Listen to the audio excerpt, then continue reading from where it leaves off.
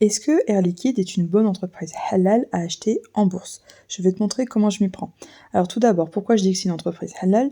Évidemment, elle a très peu d'intérêts perçus sur ses comptes. Donc on est à moins de 2%, on est bien en dessous des règles de la Wi-Fi. Au niveau de sa dette, on est à moins de 15%, sachant que les règles sont à 33% pour chacun de ses ratios. Et au niveau de son chiffre d'affaires, on est bien à moins de 1% de chiffre d'affaires douteux, donc c'est bien halal de l'acheter en bourse. Par contre, il ne faudra pas oublier, bien évidemment, à purifier ses dividendes.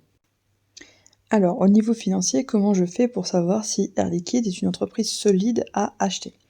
Un des premiers critères que je regarde, c'est quoi? C'est l'évolution du chiffre d'affaires. Donc là, par exemple, j'ai les infos depuis 2016, et en moyenne, sur la période, l'entreprise prend plus de pourcents au niveau de la croissance de son chiffre d'affaires.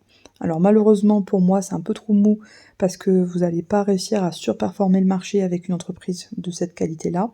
Vous allez voir qu'il y a d'autres signes qui font que je ne suis pas fan de l'entreprise, mais c'est quand même une entreprise bon père de famille, et ça peut être pertinent à intégrer en portefeuille pour certains types de profils, donc c'est à vous de faire votre propre recherche pour voir si ça vous intéresse ou pas. Après, un autre critère essentiel pour moi que je regarde en bourse, c'est quoi? C'est le ROTC. Donc c'est quoi le ROTC? C'est l'équivalent du ROIC, et en gros, c'est combien d'argent l'entreprise est capable de générer en fonction de l'argent qu'elle a investi. Donc si par exemple elle a investi 100 euros, combien elle va être capable de générer au niveau de la rentabilité de son activité. Et ici, on voit par exemple qu'en 2025, on était aux alentours de 8. Malheureusement, c'est pas conforme à ce que moi je recherche, puisqu'en bourse, moi, ce qu'il me faudrait, c'est un ROIC qui soit supérieur à 15 pour pouvoir surperformer encore une fois les marchés et que sur le long terme, ça soit une entreprise qui soit très rentable. Après, au niveau des autres critères que je regarde, il y a aussi le BNA, donc c'est le bénéfice net par action. En gros, c'est l'argent qui reste pour les actionnaires, en fait, que l'entreprise peut redistribuer, par exemple sous forme de dividendes ou de rachat d'actions pour soutenir le cours de son action, pour que ça évolue, que ça augmente au fur et à mesure en bourse. Alors là, l'évolution, malheureusement, elle n'est pas énorme non plus, parce que la croissance sur les 10 dernières années est équivalente à 6% par an, donc ça ne correspond pas à ce que je recherche en bourse. Moi, je recherche quelque chose qui est 2 fois supérieur à ce montant-là. Mais voilà, c'est un des critères que je regarde également pour savoir si Air Liquide est une entreprise de qualité ou pas, et ça marche pour toutes les entreprises. D'ailleurs, si ça t'intéresse, sache que j'ai créé une formation qui te permet vraiment de voir toutes les étapes qui me permettent de pouvoir déterminer quelles sont les meilleures actions à acheter en bourse, bien sûr, de façon halal et éthique. Donc voilà, je t'ai mis le petit lien dans ma bio si ça t'intéresse, sachant qu'il y a un accompagnement de 6 mois qui est compris avec, pour pouvoir vraiment t'aider pas à pas à pouvoir toi aussi faire du stock picking et investir en bourse et t'enrichir de façon halal.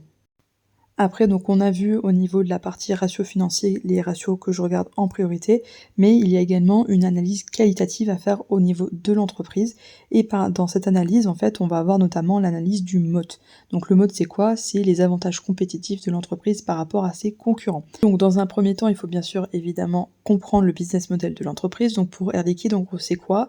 C'est une entreprise qui fournit de l'air, donc comme son nom l'indique, ça peut être de l'oxygène, de l'azote, voilà, des gaz qui sont vraiment essentiels pour l'industrie, la médecine, etc. Et donc du coup, ils vont se brancher directement avec l'usine, donc avec des pipelines, et du coup, forcément, comme l'entreprise est branchée directement avec l'usine, vous doutez bien qu'on va pas changer tous les 4 matins de fournisseur. Donc il y a vraiment un coût de substitution, ce qu'on appelle des switching costs, qui est énorme si le client décide de changer de fournisseur.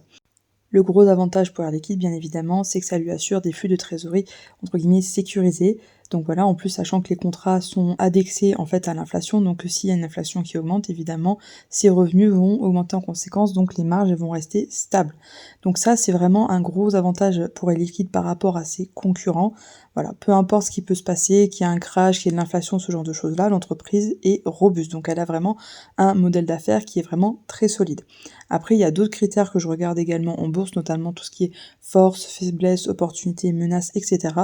Il y a encore d'autres critères que je regarde également, ça j'en parle également dans ma formation, donc si ça t'intéresse, n'hésite pas à cliquer dans le lien dans ma bio, sachant qu'en plus je suis en parallèle en train de préparer une application pour faciliter l'analyse aux musulmans, pour pouvoir aller beaucoup plus vite en fait lorsqu'ils vont construire leur portefeuille. Si ce genre d'analyse te plaît, n'hésite pas à t'abonner et liker la vidéo, puisqu'il y en a d'autres qui vont arriver bientôt sur la chaîne.